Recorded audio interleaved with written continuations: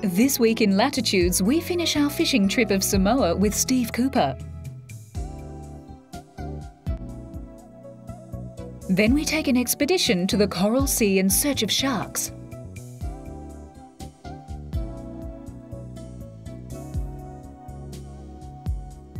And while the sun's still out, we wander through the Cairo Museum and see some of their hidden treasures.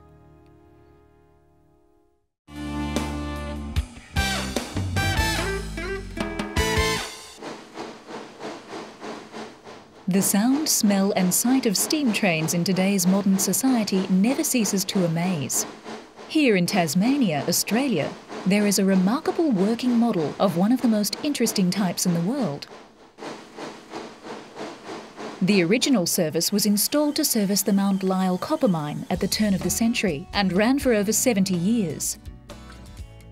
The terrain of the northwestern Tasmanian wilderness defied the use of conventional railway concepts. The steep, treacherous terrain and impenetrable forest forced the use of the German-designed AP system for the steep inclines and declines. The system used not only the driven wheels of the locomotive, but also a rack and pinion gear onto a third rail to negotiate the steeper sections of the line. The service provided the only means of getting from Queenstown to Strahan and their surrounds. As such, the railway became the lifeblood not only for the mine, but also for the community of the area, and spawned many towns along its route. The restoration of the system first began in the 1980s, and volunteers began restoring the line. The West Coast Wilderness Railway began initial runs in 2001, and the end of 2002 saw the entire project completed to its full 34-kilometre length from Queenstown to Strahan. Today, every trip has a full complement of railway buffs and keen-eyed tourists filling the handcrafted carriages. Trips can be made from either end, or even a one-way trip with coach return legs. Leaving Queenstown, the train travels past some of the original miners' houses, across the Queen River and the first of more than 40 bridges. The first stop for the tourists is Lynchford, the site of the Queen River gold mines. Passengers today have the opportunity to try a little prospecting or panning for themselves, somehow always with good results.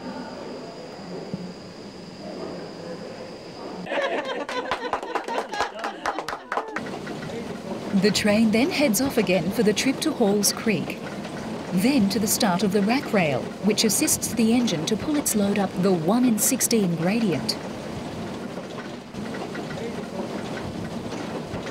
Here is truly spectacular scenery, steep ravines falling away from the line as the train climbs through the dense rainforest of predominantly myrtle and the leatherwood trees. Then it's on through the 1 in 20 and in places 1 in 12 descent to the halfway point of Double Barrel. If passengers thought they'd already seen the best ravines on the way up here, the rest of the trip through Rhine-Diemer now brings gasps of amazement. Let you enjoy this beautiful scenery that Mother Nature has given to you. And when we get closer to the gorge, we'll talk to you a little bit more about that. Enjoy the view and we'll be back with you shortly.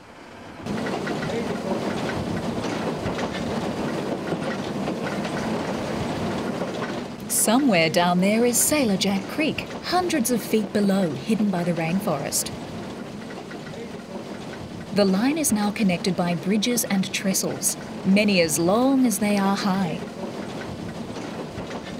Sailor Jack Creek empties into the King River, and the line follows the sheer walls with more cutting and more bridges. Arrival at Double Barrel signals time for lunch from the buffet car from Strahan. As the engine moves to the turntable, more photo opportunities occur. There are also options for a rainforest walk. Most of the drivers are, as you would expect, men around middle age, but there is a surprising number of younger people also playing their part in this resurrection of the era of steam. Passengers from Strahan on the diesel train now transfer to the steam loco for their trip to Queenstown. and the steam passengers transferred to the diesel for their trip to Strahan. It took 3 long, hard years for the major construction of the railway, only marginally faster than the original construction 100 years ago. Here in Lower Landing, the train still services the transport needs of forestry and beekeepers in the area. On Tupukina Plateau, Forestry Tasmania sees to their protection of the state's unique hewn pine, which was used in the colony's early boat-building industry. This young hewn pine could be alive and well in another 2,000 years. Back on the train, we cross the King River via the now fully restored Iron Bridge at Tupukina. The line now follows the King River almost at water level and eventually heads towards Strahan and Macquarie Harbour's Regatta Point. Regatta Point was the original Apt Railway's terminus. Today, the West Coast has so much to offer the visitor, not the least of which is this outstanding railway. All passengers who've ridden in this unique steam achievement offer unanimous praise for this superb experience.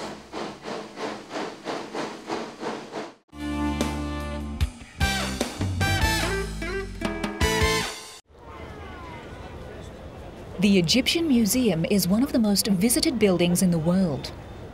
The exhibits here are regularly rotated to maintain the high level of interest for the thousands of visitors who come here annually. Occasionally, though, even the curators here are surprised by the extent of the museum's stockpile. The basement of the Egyptian Museum has recently been the centre of excavation efforts by Egypt's Supreme Council of Antiquities, or the SCA. After digging and rummaging around in the basement, the SCA came across a cache of hidden treasure. This got the SCA Secretary-General, Dr. Zahi Hawass, thinking that there might be more treasures in other storage rooms. To the surprise of all, when other possible storage rooms were checked, more treasures were found. These unique artefacts have never been shown before, and had spent their recent history in the basement of the Cairo Museum. In total, all the digging in the basement of the museum revealed about 250 pieces that had never been on display before. Some of the items found even included rare royal statues. These treasures were prepared for public display during 2002, on the occasion of the 100th anniversary of the Egyptian Museum. A huge celebration was attended for the anniversary, with the revealing of the hidden treasures from the basement as its centrepiece.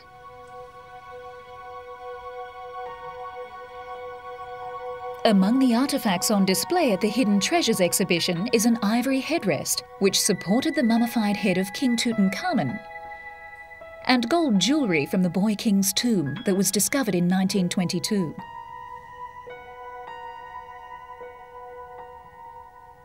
Statues, tablets, coffins, and a wooden prosthetic toe attached to a 3,000-year-old mummified foot are also on display at the exhibition. The artefacts contained in the tomb of Tutankhamun, who ruled Egypt in the 14th century BC, took almost 10 years to remove from the site discovered by British archaeologist Howard Carter.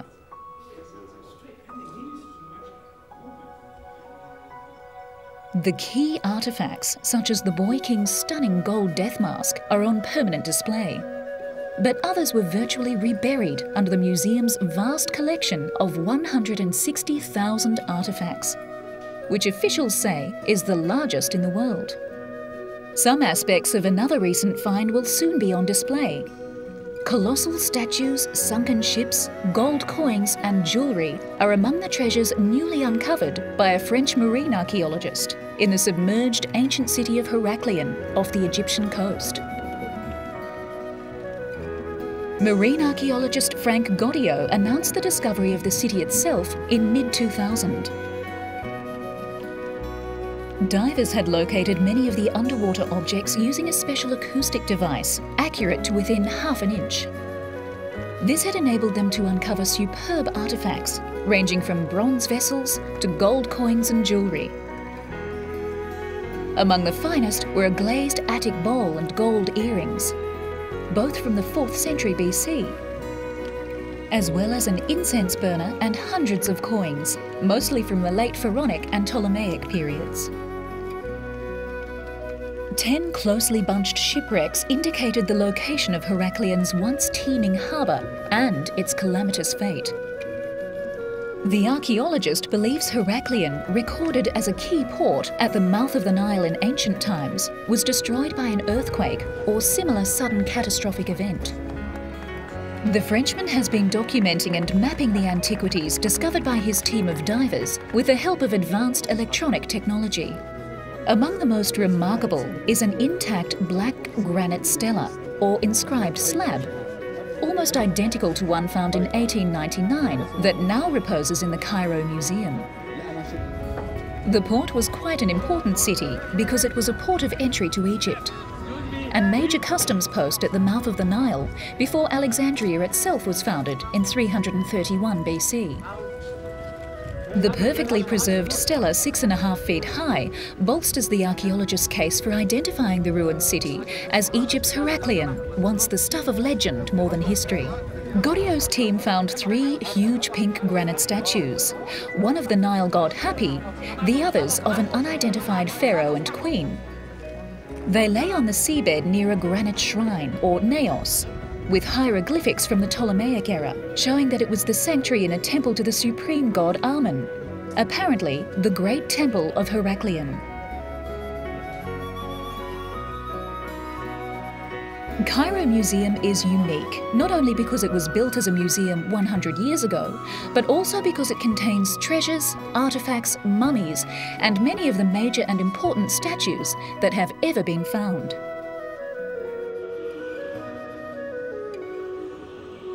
When you're travelling through Egypt, the museums of Cairo and the surrounds are well worth the time to soak up such ancient history.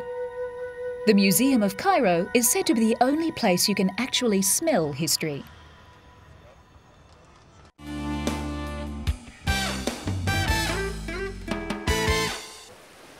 While visiting Samoa, Steve Cooper, one of Australia's most prolific fishing writers and sports fishermen, took the short drive along the coast road to view some of the sights of this tropical paradise. One of the stops Steve couldn't resist was the restored home of his favourite writer, Robert Louis Stevenson, the Villa Vialima. Stevenson, most remembered for his fictional work of Treasure Island, Kidnapped, and The Strange Case of Dr. Jekyll and Mr. Hyde, was at the height of his powers when he died suddenly of a stroke here in 1894. He had moved to the warmer climes of the South Pacific as his failing health due to tuberculosis declined. The home has been fully restored and now houses much of the writer's memorabilia. Many of the original period furniture pieces have also been restored.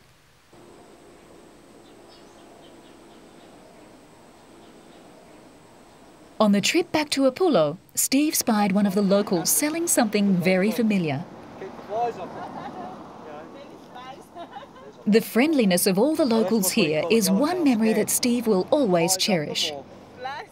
Keep the flies off. Oh, that's good. Steve's appointment in Apullo was with Alfred's Fishing Charters. These are run directly from the main harbour. Using the smaller boat allows for a more personal approach in the types of charter. Originally, Steve was going to try spinning lures in amongst the reef outcrops, but Alfred promised to show him some of his own special areas for sports fishing. After a brief trip just out of the main harbour, Steve's lure was taken by a large pelagic wahoo. These predatory fish cruise the open areas in both deep and shallow water.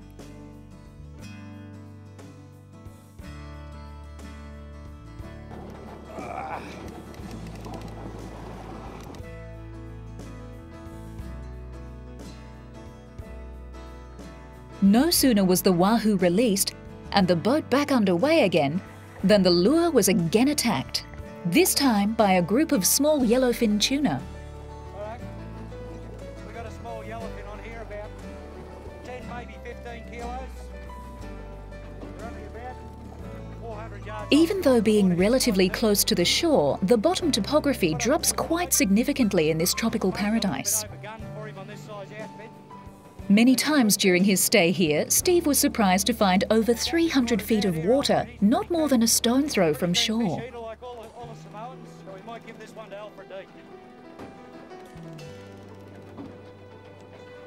Steve had already decided to keep a small amount of his day's catch for dinner that night, and as a gift to Alfred and his family for sharing with him such outstanding fishing.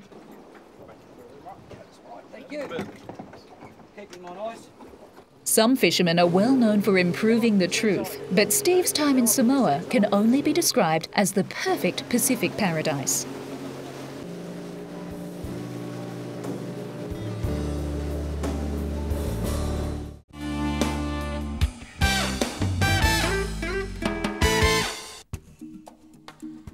Robert Torelli from Blue Water International runs small tours for dedicated adventure seekers to the outer edges of the Great Barrier Reef. The large distances travelled in the Coral Sea tours and the requirements of each particular group play a large part in determining the vessel for each expedition. However, quality and passenger comfort is always of prime concern. Many outer reefs are visited and most of the travelling is done overnight. However, shorter distances are sometimes covered during the day.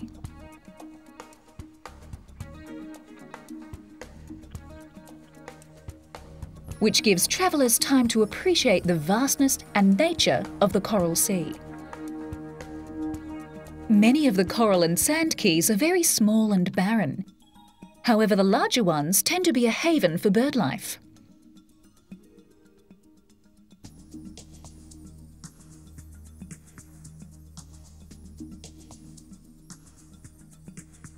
It's likely that this turtle has just finished laying her eggs, and it was interesting to note her damaged rear flipper, which was probably the result of a tiger shark attack.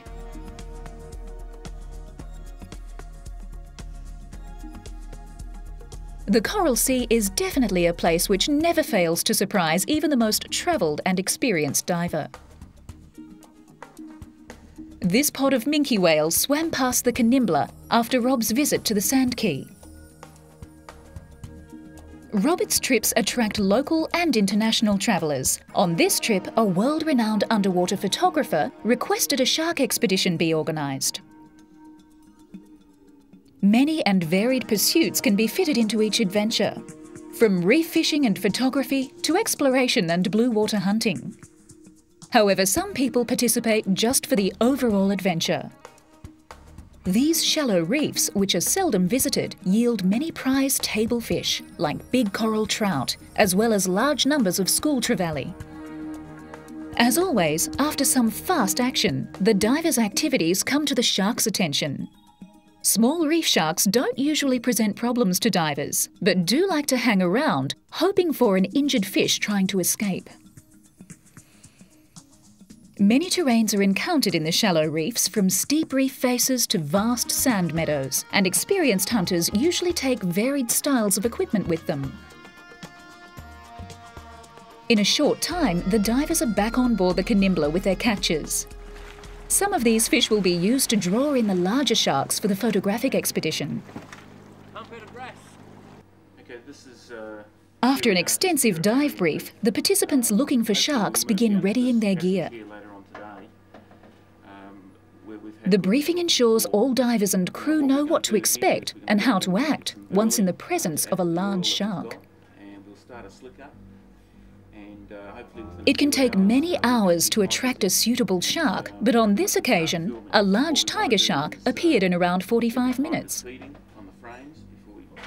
Years of experience and careful planning allow for these interactions to be carefully and very safely managed. Tuna frames off the other sparrows, and we'll get our slick going, and when they come in and start feeding, that's when we'll take turns getting in the water, one man at a time, and hopefully we'll get some really good action today. We'll have some bait right up on the step as well, and hopefully we'll be able to sort of tease them in and get nice and close. Now, make sure that you don't swim aggressively. After an experience like this, most travellers now hold the sharks in awe and readily accept them for what they are. the masters of their environment, and not the mindless eating machines they're portrayed as. Good. Absolutely fantastic. Later in the day, some other delicacies are gathered for dinner. They have a mechanical winch to pull them up.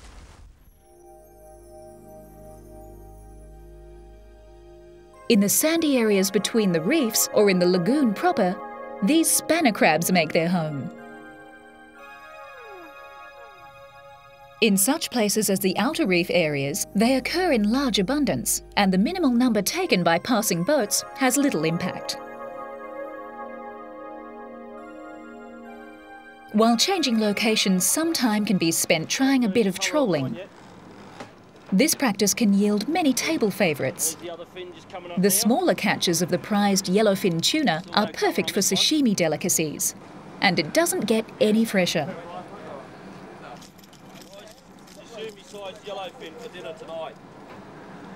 Even dragging small lures at the new location draws amazing results. This large wahoo was captured while trying to retrieve a lure after fishing for coral trout.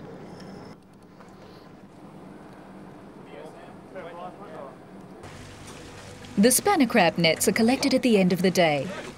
The size limits and quotas are strictly adhered to in the course of managing the area's resources. The coral sea gives the divers many opportunities to view a large number of shark species. The next day, this hammerhead moved in to take the fisherman's burley.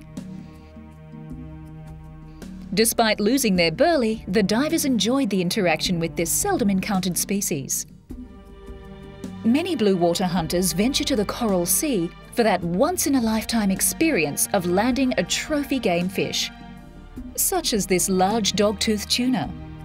However, the burley and the fighting game fish inevitably attract the whaler family.